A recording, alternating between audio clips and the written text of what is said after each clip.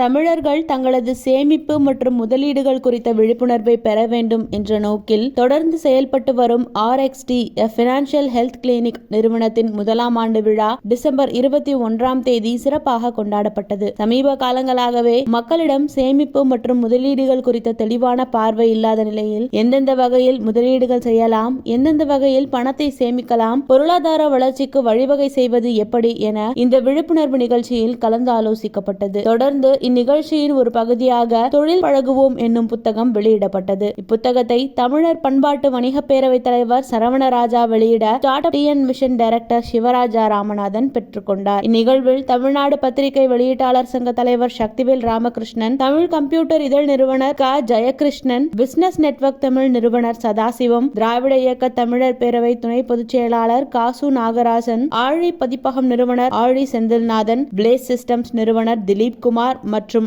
RXT நிர்வாகிகள், பொதுமக்கள் கலந்து கொண்டனர்.